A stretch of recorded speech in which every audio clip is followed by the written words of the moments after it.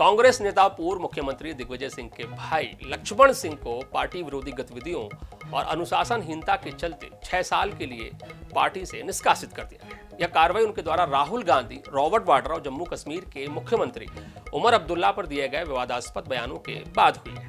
5 बार के सांसद और 3 बार के विधायक रह चुके लक्ष्मण सिंह अक्सर अपने बयानों की वजह से मीडिया की सुर्खियां बनते रहे, लेकिन ये सुर्खियां पार्टी को तब ज्यादा अखर गईं जब लक्ष्मण सिंह ने राहुल गांधी और रॉबर्ट वाड्रा को लेकर बयान दे दिया। बीते 24 घंटे से हर किसी ने लक्ष्मण सिंह को लेकर अपने अपने विचार रखे। हर किसी ने उनको अनुशासनहीन बताने की कोशिश की है कांग्रेस पार्टी के अंदर, लेकिन क्या वास्तव में वे अनुशासनहीन हैं या फिर वे कांग्रेस पार्टी के लिए एक विसल ब्लोअर का काम कर रहे थे, लेकिन पार्टी ही उनको पहचानने में कोई चूक कर गई।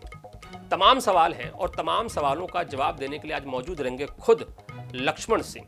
तो शुरू करते हैं आज की सियासत।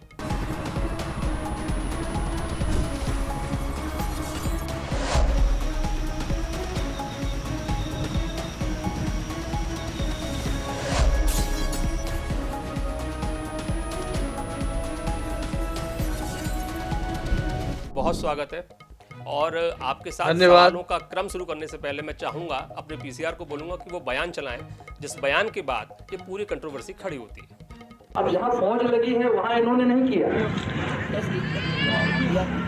जहां टूरिस्ट इकट्ठे हो रहे थे और वहां पुलिस क्यों नहीं लगाई? मुख्यमंत्री ने क्यों नहीं लगाई? एक सिपाही नहीं था, एक गोली नहीं चली, इसका दोषी कौन है? आतंकवादी तो है पर वो मिला हुआ है। मैं आज कैमरे में कह रहा हूं, उमर अब्दुल्ला जो है मुख्यमंत्री जम्मू कश्मीर का, वो आतंकवादियों से मिला है। और कांग्रेस सरकार को मैं मेल भी डाला है खड़गे जी को, राहुल गांधी से भी कहूंगा इनसे समर्थन खींचिए यार। कांग्रेस पार्टी को समर्थन खींचना चाहिए कि केंद्र सरकार हटे, सरकार इसको डिसमिस करिए। ये मुख्य कारण है। क्या कारण है इसका जवाब उमर अब्दुल्ला ने दिया आज तक?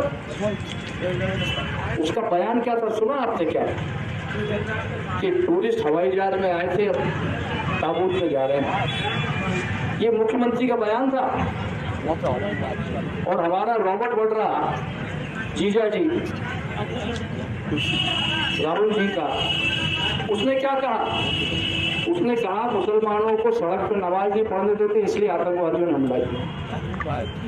ये बचपना हम लोग कब तक झेलेंगे? इन दोनों को, इनकी तो सरकार बंद करी और राहुल गांधी भी थोड़ा सोच समझ के बात करें। तो लक्ष्मण सिंह जी, राहुल गांधी और रॉबर्ट वाड्रा की बचकानी चीजों को कब तक बर्दाश्त करें? पार्टी को नुकसान होगा। राहुल गांधी नेता प्रतिपक्ष हैं, उन्हें सोच समझकर बात करना चाहिए। ये जो बातें आपने कही, ये कोई भी पार्टी के प्रति जो वफादार और ईमानदार नेता है, अपनी पार्टी से प्यार करता है, अपनी पार्टी से मोहब्बत करता है या अपनी पार्टी को मां मानता है, वो अपनी पार्टी के हित में बोलेगा ही बोलेगा।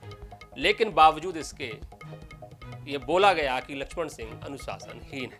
क्या लक्ष्मण सिंह अनुशासनहीन नेता है? क्या कहना है आपका? भाई साहब, आपको धन्यवाद, आपने आईएनएस चैनल पे मुझे आमंत्रित किया। मैंने जो कुछ कहा है कैमरे में कहा है जी, और ये कांग्रेस पार्टी का ही आयोजन था शोक सभा का जी। जो घटना पहलगाम में हुई है उसके विरोध में, और शोक सभा का कार्यक्रम कांग्रेस पार्टी का था जी। जो कुछ मैंने कहा है उसमें आप देख रहे हैं कि हमारे कांग्रेस के साथियों ने उसको अप्रिशिएट किया, तालियां बजाई। बिल्कुल बिल्कुल सुनवाया। जब कांग्रेस का कार्यकर्ता इसको अनुशासनहीनता नहीं मानता है तो पार्टी कैसे मान रही, मेरी समझ में नहीं आया जी। फिर मैंने दूसरी बात, अभी एक वीडियो बनाया है जी, और वो वीडियो आपको जारी करके भेजूंगा जी। उसमें सारी बातें स्पष्ट हो जाएंगी जी। रॉबर्ट वाड्रा का ये कहना कि मुसलमानों को सड़क पे नमाज नहीं पढ़ने दिया जाता इसलिए मुसलमान नाराज हैं। जी। कौन मुसलमान सड़क पे नमाज पढ़ता है? वो सब मस्जिद में पढ़ते हैं, अपने घर में पढ़ते हैं, जहाँ उनको कहीं यात्रा कर रहे होते तो रुक के कहीं सड़क किनारे पढ़ ले। सड़क के ऊपर कोई नहीं पढ़ता है जी। ऐसा नहीं कि सड़क जाम हो रही है और वो नमाज पढ़ रहे हैं, ऐसा कहीं नहीं होता है। बिल्कुल सही बात। लेकिन ये इस तरह का बयान देके आप एक संप्रदाय बनाने के प्रयास कर रहे हैं। ये बातें मैंने कही हैं और अनुशासनहीनता उनको कहाँ दिखी समझ में नहीं आता। जी दूसरी उससे ये कहा गया नोटिस देने के बाद कि मैं अगर ये लिख के कि राहुल गांधी प्रधानमंत्री बनेंगे तो नोटिस वापस हो जाएगा। मैंने मना कर दिया, भाई मैं कोई ज्योतिष नहीं हूं पहली बात। जी दूसरा, मैं इस तरह की बात लिखकर क्यों दूं कि राहुल गांधी प्रधानमंत्री बनेंगे। तो ये ये अपने आप इस में आप तरह की, एक बड़ी बात कह रहे हैं कि आपको निष्कासित करने से हाँ पहले ये बोला गया, जी दबाव हाँ बनाया गया कि आप लिख जी कर दें कि राहुल गांधी आगामी भविष्य में देश के जी प्रधानमंत्री हाँ, मैं बनेंगे। कह रहा हूँ ऑन ऑन कैमरा कह रहा हूँ फिर से। जी और जहां तक ये उमर अब्दुल्ला का सवाल है, आप आज तक का एक एक्सक्लूसिव इंटरव्यू उमर अब्दुल्ला का देखिएगा, 15-20 दिन या महीने भर पहले का है। जी उसमें पत्रकार उससे पूछ रहा है कि इतने दिन हो गए, ये 4-5 आतंकवादी पकड़े क्यों नहीं गए जिन्होंने घटना को अंजाम दिया है। जी उसका जवाब सुन के आप दंग रह जाएंगे। उसका जवाब ये था कि ये लोग तो पहाड़ पे जंगल में रहते थे, पता नहीं नीचे क्यों आ गए और ऐसी घटना क्यों हो गई। ये जी खुद कह रहा है कि ये पहाड़ पे जंगल पे रहते थे। तो जब रहते थे तो तुम मुख्यमंत्री हो, तुमने क्यों नहीं बताया फौज को, आर्मी को क्यों नहीं बताया, क्यों नहीं शेयर किए इंटेलिजेंस आर्मी से। जी इन बातों के आधार पे आप खुद अपना आकलन लगाइए और जी खुद आप बताइए। और सभी हमारे श्रोता बंधुओं से मेरा निवेदन है कि इसमें कौन सा आपको अनुशासनहीनता दिख गई। और मैंने एक वीडियो जारी किया, उसमें सारी बातें मैंने कही हैं, वो भी मैं आपसे शेयर करूंगा। आप दिखाएंगे तो बड़ी कृपा बिल्कुल होगी। बिल्कुल, हम उसको भी धन्यवाद। दिखाएंगे, लेकिन यहाँ एक सवाल फिर ये बनता है कि आपने पार्टी के लिए इतना काम किया, कांग्रेस पार्टी के लिए, और जो बातें आप बोल रहे हैं वो कांग्रेस के हित में है और भारत के हित में है आपके अनुसार।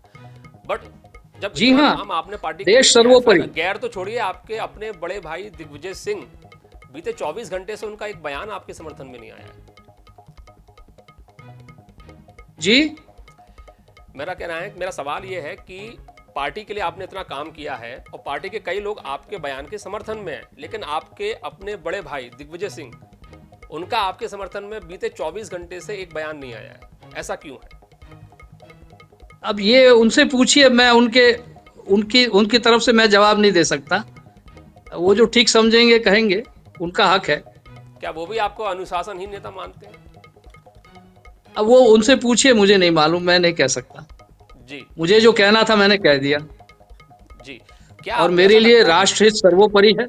जी नहीं, बिल्कुल सही बात है और हर किसी के लिए राष्ट्रहित ही सर्वोपरि होना चाहिए, लेकिन क्या आपको ऐसा लगता है कि कांग्रेस पार्टी के अंदर कोई व्यक्ति यदि राहुल गांधी या रॉबर्ट वाड्रा को लेकर खुलेआम इस लहजे में बात करेगा, विरोध करेगा, उनकी आलोचना करेगा, तो वो व्यक्ति कांग्रेस पार्टी में टिक पाएगा? अब मैं क्या कह सकता हूँ भाई साहब, मैं तो कांग्रेस पार्टी का सदस्य भी नहीं हूँ, तो मैं उनके बारे में क्या कह सकता हूँ, उनकी वो जाने। मुझे क्या करना है, ये घूम फिर कर हमारे साथियों से चर्चा करके जी फिर अगला कदम क्या होगा बताएंगे। और ये बात तो तय है कि भारतीय जनता पार्टी में हम नहीं जाएंगे। जी। और क्या कदम उठाएंगे ये फिर हम चर्चा करके बताएंगे। उस विषय पर भी हम वापस आपके पास आएंगे कि बीजेपी को लेके आपकी क्या मतलब आगे जो भविष्य आप रखने वाले हैं उसको लेके आपकी क्या राय रहने वाली है, उस पर हम आएंगे। लेकिन पहला एक सवाल बनता है, जो मीडिया के एक समूह में इस तरह की खबरें चल रही हैं कि जीतू पटवारी ने दिग्विजय सिंह पर अटैक किया, इस तरह की खबरें, इस तरह की अफवाहें, इस तरह की चर्चाएं राजनीतिक हलकों में है कि कहीं ना कहीं जीतू पटवारी ने आपको निशाना बनाते हुए एक तीर से दो निशाने लगाए। क्या ऐसा कुछ आपको भी महसूस होता है? कोई खेला हुआ है कांग्रेस पार्टी में? अगर ये तीर का निशाना उन्होंने मारा तो ये खाली जाएगा, मैं आपको बता रहा हूं। ऐसे कई निशाने खाली हो गए हैं। जी और ये जो कांग्रेस पार्टी आज वर्तमान में चल रही है, इसका बहुत अच्छा भविष्य मैं नहीं देखता। और ये कितना ही प्रयास कर लें, सरकार बनाने में कामयाब नहीं हो पाएंगे। जी क्योंकि अभी देखिए, आज आप इसके बाद बहुत सारा परिवर्तन कांग्रेस में आएगा। जी। जैसा कि आप बता रहे हैं कि कांग्रेस पार्टी जिस दौर से गुजर रही है उस दौर से पार्टी निकल पाएगी ऐसा बड़ा ही मुश्किल नजर आ रहा है। आप भी मानते ही हैं, अभी जीतू पटवारी के सवाल पर आपने इनकार भी नहीं किया सीधे तौर पे। कहीं ना कहीं आपको भी लग रहा है कि कहीं ना कहीं कुछ खेला हो रहा है कांग्रेस पार्टी के अंदर। अब मैं बाहर निकल आया, जैसे मैंने बताया ना, ये जाने, इनका काम जाने। जी लेकिन असंतोष भारी है और लोग अभी शांत हैं, पर समय आने पर निकलेंगे आपको लगता है समय आएगा और जब चुनाव बोलेंगे, की बोलना शुरू तारीखें नजदीक करेंगे। आएंगी? जी जब चुनाव की तारीखें नजदीक आएंगी उस दौरान ये असंतोष निकल के बाहर आएगा? नहीं, ये तो अभी बोलना शुरू करेंगे। देखिए, धीरे धीरे लोग बोलना शुरू करेंगे, जी क्योंकि आज कांग्रेस कार्यकर्ता की ऐसी हालत है जी कि वो सर उठा के चल नहीं पा रहा इनके बयानों के कारण। जी सेना से सवाल करना, पाकिस्तान का जो प्रधानमंत्री है, जी जब वो कह रहा है कि भारतीय सेना ने हमारा कबाड़ा कर दिया, जी आप सेना से सवाल कर रहे हो। जी इस तरह की जो बातें हो रही हैं, उससे कार्यकर्ता का मनोबल बहुत टूटा है। जी। आने वाला समय बताएगा। अब जब आप कार्यकर्ताओं की बात कर रहे हैं तो अभी हाल ही में आपने देखा होगा राहुल गांधी के भोपाल दौरे के दौरान जो कुछ भी उन्होंने बोला, लंगड़ा घोड़ा, शादी वाला घोड़ा और रेस वाला घोड़ा, उन्होंने क्या आपको लंगड़ा घोड़ा मान के बाहर कर दिया? देखिए, जब वो लंगड़ा घोड़ा कह रहे थे, अगर उन्होंने मुझसे कहा, उस समय मैं वृंदावन की परिक्रमा पैदल चल के लगा रहा था, तो मैं लंगड़ा होके तो वृंदावन की परिक्रमा पैदल नहीं लगा सकता। दूसरा, किसी को लंगड़ा कहना, ये उन सभी विकलांगों का अपमान है बिल्कुल। जो इस समस्या से जूझ रहे हैं। जी ये उनका अपमान है। और एक पैरा एथलीट ने, जिसको गोल्ड मेडल मिला है ओलंपिक्स में, जो हमारा जी भारतीय है, बिल्कुल। उसने तो केस किया है इन पे कि आपने विकलांगों का कैसे अपमान किया। पर इनको खुशी मिलती है कि लोगों का अपमान करने में, चाहे विकलांग हो चाहे कोई भी हो, इनको अपमान करने में खुशी मिलती है। और ये जो इन्होंने कहा, बारात का घोड़ा, ये सब, ये हमारे जो बड़े भाई साहब और कमलनाथ जी, इनका उसका इशारा इनकी तरफ था। जिन लोगों ने तुम्हारे पिताजी के साथ काम किया है, जी जो तुम्हारे पिताजी के उम्र के हैं, उनका सम्मान भी तुम नहीं करना चाहते हो। और ये जो इनके चमचे हैं, ये ताली बजाते हैं वहीं बैठे बैठे। शर्म आनी चाहिए इनको, और इसका जवाब भी इनको मिलेगा, प्रदेश की अच्छा जनता देगी। अच्छा लक्ष्मण सिंह जी, अब आप तो पार्टी से बाहर आ गए, तो मैं आपसे जी एक ईमानदार प्रतिक्रिया चाहूंगा राहुल गांधी को लेकर। क्या आपको लगता है जी कि राहुल गांधी कई बार सही बात को भी सही तरीके से नहीं कह पाते? क्या ही जरूरत थी ये देखिए, लंगड़ा घोड़ा मैंने और तो रेस का घोड़ा कहने की? राहुल गांधी के बारे में जो कहना था मैंने कह दिया है। वीडियो में भी बहुत कुछ कह दिया है। और जी आप भी राहुल गांधी की बात करना बंद करो। जितना बात करोगे उतना बकवास से ज्यादा करेगा। इसलिए अगर हम लोग इसकी बात ही ना करें और इसको माइनस करके चलें, तो ये राष्ट्र हित में बहुत अच्छा कदम होगा, आपका भी और देशवासियों का और हमारा भी। अच्छा, आपने इस इंटरव्यू की शुरुआत में बोला कि आप बीजेपी में नहीं जाएंगे, पर आपकी जो बातें हैं जी और आपकी राजनीति की जो स्टाइल है, ये बीजेपी को बहुत ही रास आएगी। आप जो बातें बोल रहे हैं ये तो बीजेपी को बहुत पसंद आनी चाहिए, तुरंत ले लेना चाहिए आपको बीजेपी में। सवाल बीजेपी का नहीं है, सवाल देश का है। जी सवाल देश का है। मैं जो राष्ट्र हित में कह रहा हूं, और राष्ट्रहित सर्वोपरि है। जी ये मैंने हमेशा इसको लेकर 40 साल से मैंने राष्ट्रहित को पहले रखा है, बाद में कुछ चर्चा की। जी। लेकिन बीजेपी नेता तमाम अब आपके समर्थन में बयान देना शुरू कर दिए, वो आपके बयान को मैं सही उनका और जायज आभारी ठहरा हूं। रहे हैं। तो आपके साथ हुई मैं कार्रवाई उनका को आभारी नाजायज और हूं। गलत बोल रहे हैं। जी, अगर वो ऐसा कर रहे हैं तो मैं उनका आभारी हूं, और बस इतना ही कहूंगा। जी, आप चाहें तो जो आपने और अपने वीडियो के जरिए जो चीजें कहने की कोशिश की है, आप इस इंटरव्यू के जरिए भी कह सकते हैं एक बार। नहीं, मैं उनका आभारी हूं, जी पर ना उन्होंने मुझे भाजपा ज्वाइन करने का ऑफर दिया है और ना मैं ज्वाइन करूंगा। जी अब मैं जहां हूं वहीं रहकर कुछ ना कुछ कदम उठाएंगे हम लोग, और वो पार्टी के हित में ही होगा। जी हम लोग हमारे सब साथियों से, कार्यकर्ताओं से चर्चा करके कुछ फैसला करेंगे, कुछ बड़े फैसले करेंगे, लेकिन कांग्रेस पार्टी के हित में ही करेंगे। लेकिन यदि आप बीजेपी में नहीं शामिल होंगे, हालांकि आप बीजेपी में रह चुके हैं, अच्छा खासा समय भी गुजारा, लेकिन फिर आप वापस कांग्रेस आए थे, तो जो खामियां, जो बुराइयां आपने भाजपा कांग्रेस में देखी, क्या आपको लगता है कि इसीलिए आप बीजेपी में दोबारा नहीं जाना चाहते? वहां भी कुछ इसी तरह की दिक्कतें, ऐसा लगता है आपको? नहीं नहीं, भाजपा में तो हम नहीं जाएंगे।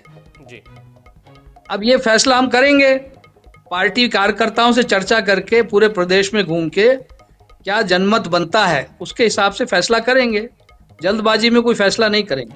हो सकता है जनमत आपको बोले, आपके कार्यकर्ता, आपके जो समर्थक हैं बोले कि भाजपा ज्वाइन कर लीजिए, फिर क्या करेंगे? अब ये घूमेंगे, जब पता लगेगा, आप भी रहेंगे, हम भी रहेंगे, फिर चर्चा करेंगे। जी जी जी जी। आप बहुत बहुत धन्यवाद आपको। मैं चाहूंगा कि इस इंटरव्यू के माध्यम से आप एक बार कांग्रेस को, कांग्रेस के वरिष्ठ नेताओं को और उनके नेतृत्व को कोई संदेश देते हुए जाए। मैं वरिष्ठ नेताओं को क्या संदेश दूं? कांग्रेस पार्टी सब स्वस्थ रहें, कांग्रेस पार्टी के लिए लंबा समय दिया। सभी स्वस्थ रहें, उनके अच्छे स्वास्थ्य की कामना करता हूं। धन्यवाद। बहुत शुक्रिया, बहुत धन्यवाद लक्ष्मण सिंह जी, पूर्व सांसद, धन्यवाद। 5 बार के सांसद, 3 बार के विधायक लक्ष्मण सिंह जी। और उन्होंने आखिरकार जो बीते 24 घंटे से उनको लेके जो कंट्रोवर्सी पूरे भारत में चल रही थी, खासतौर पर मध्य प्रदेश की राजनीति में, उसको लेकर पहली बार वो मीडिया के सामने आए और पहला उन्होंने एक्सक्लूसिव इंटरव्यू INS डिजिटल को दिया है और खुलकर उन्होंने साफ तौर पर ये जाहिर कर दिया है कि ना तो वो बीजेपी में जाएंगे और कांग्रेस ने तो उन्हें खुद ही बाहर कर दिया है। तो अब वो एक जनमत बनाने की कोशिश करेंगे, पूरे प्रदेश में घूमेंगे और ये जानने की कोशिश करेंगे कि लक्ष्मण सिंह का जो आगे का राजनीतिक भविष्य है वो क्या हो सकता है, किस लाइन को वो पकड़ेंगे, ये आने वाला वक्त बताएगा। आपको इंटरव्यू कैसा लगा हमें कमेंट करके जरूर बताइएगा। लाइक, शेयर और सब्सक्राइब करते रहिएगा। नमस्कार।